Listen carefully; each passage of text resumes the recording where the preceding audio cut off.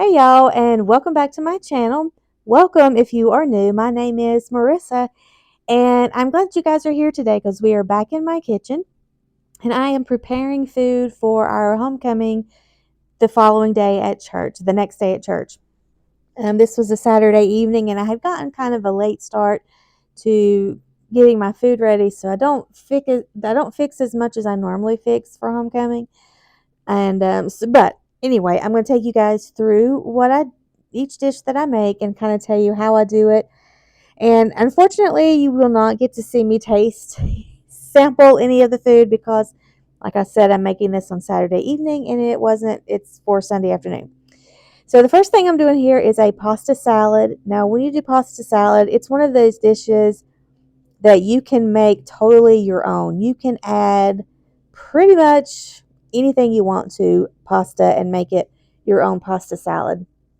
I have one recipe that I make and I use the garden vegetable pasta, and all I do to that is add cucumber, green pepper, mayonnaise, salt, and pepper. Simple and easy and very good. It's one of my daughter-in-law's favorites.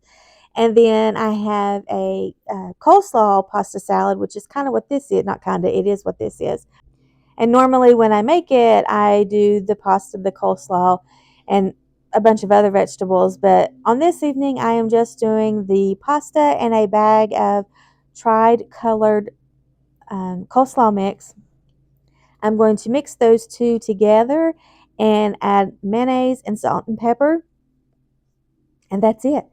You can add as much mayonnaise as you want to make it as creamy as you want and stir it all together, mix it all together. Now this does better when it's chilled, so you want to make sure if you're serving it for dinner that night, then you want to make sure you got a good couple of hours in the refrigerator to get it good and chilled. But in this case, we are doing it overnight, and so yeah, this is one of our favorites, and the leftovers are great as well.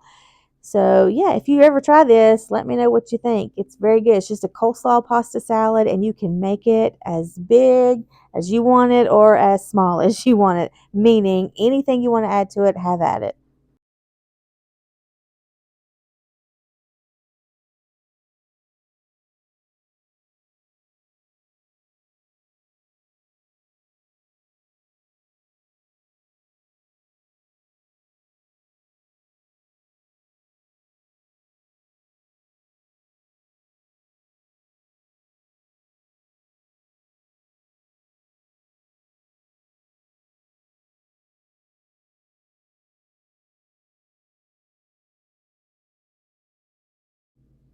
Next, I am doing a pineapple dessert.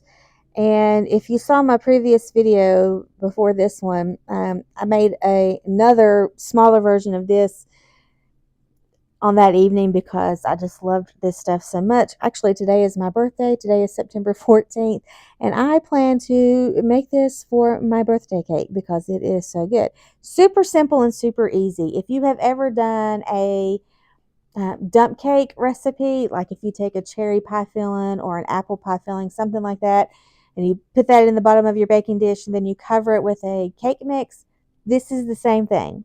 But I had never tried it with pineapple. The recipe called it a pineapple cobbler, which intrigued me. So I opened it up and it's basically just a pineapple dump cake.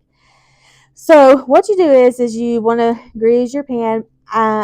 I'm draining my pineapples here, and then I realize, oh, I didn't need to do that. So what I'm doing right there, you don't have to do. Just dump all of your pineapple juice and all in the bottom. This is 2 cans of crushed pineapple, and then I'm going to take a box of yellow cake mix, sprinkle that over the top, and then I think it's a half a cup of brown sugar that you sprinkle over top of that, and then you melt a cup of butter and you pour the melted butter as evenly over the top as you can. Bake it for 50 minutes at 350, and oh my goodness, it smells good, it looks good, it tastes good. You guys have got to give this a try and tell me if you like it. Now, see, I like pineapple. I am very, very, very fond of pineapple. I don't know if I would call it my favorite fruit, but I love pineapple. And so my mom used to always make a pineapple casserole anytime we had ham. And that, oh my goodness, is so good. I might have to do that sometime as well. It is so, so good. Anyway, Give this a try. I promise. If you like pineapple, you will not regret it. This is so good.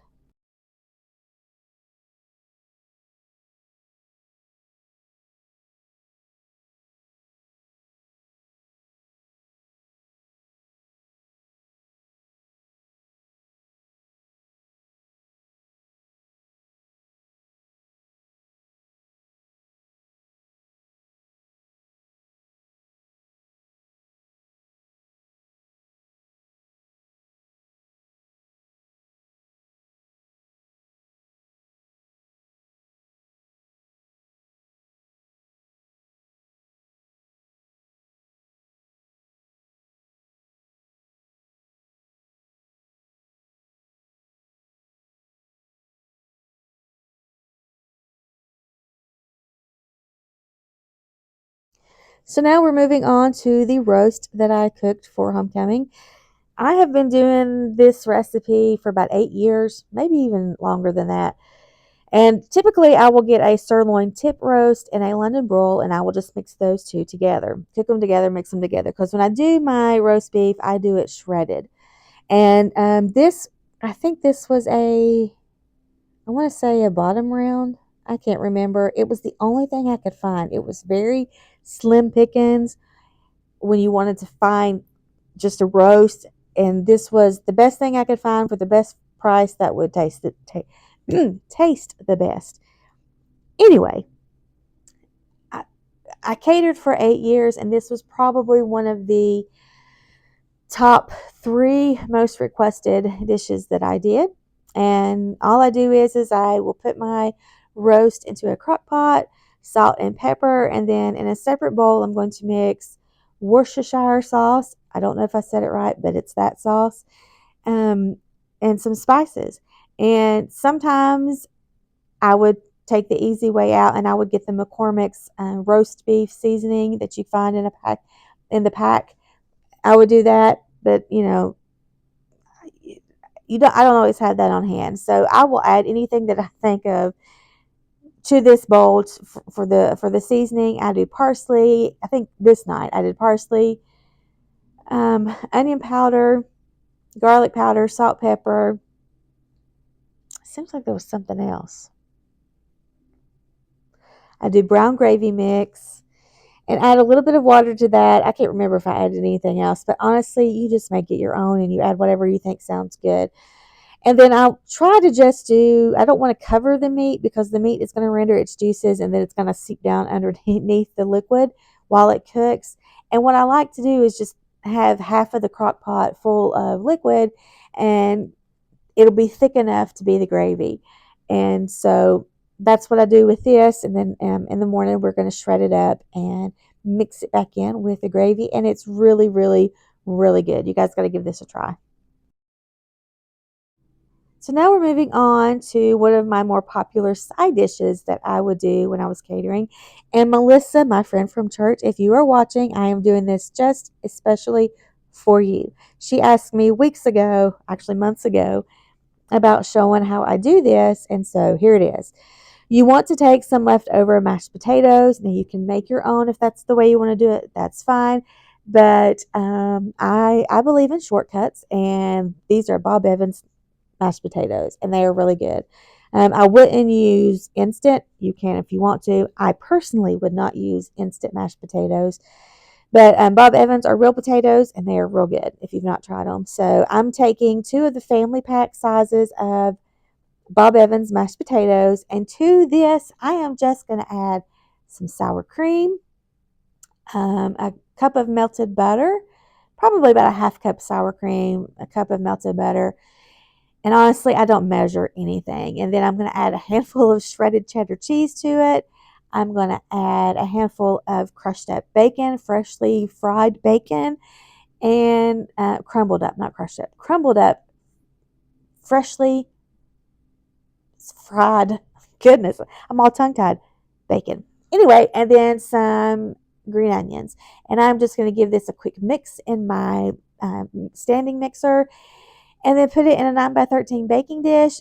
Cover it again with some shredded cheese, with bacon, and with the green onions. You want to bake this at 350 probably for about 30 minutes. I was bringing it out because I did this on a Saturday night. And so I baked it Sunday morning when I got up. I was getting ready for church. And it took a little longer because I was bringing it out of the refrigerator. But typically around 30 to 45 minutes is how long you want to bake it, because you don't want to burn the top, but you do want it to be bubbly around the edges. And again, y'all, this is so good. You have got to give this a try.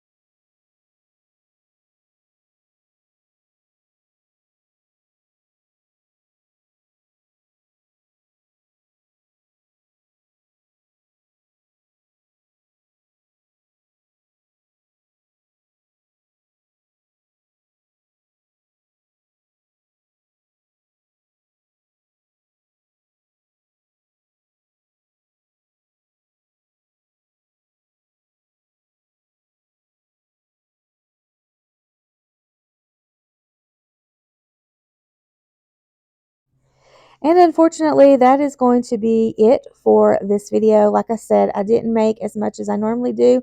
I think I had some rolls and drinks, and I can't remember what else. It was something store-bought that I had to go along with all of this. But this is all that I actually made myself. So I want to thank you guys for watching. If you try these videos, these recipes, let me know what you think. If you like this video, please give it a thumbs up. If you haven't subscribed, I would love for you to subscribe and be part of this YouTube family.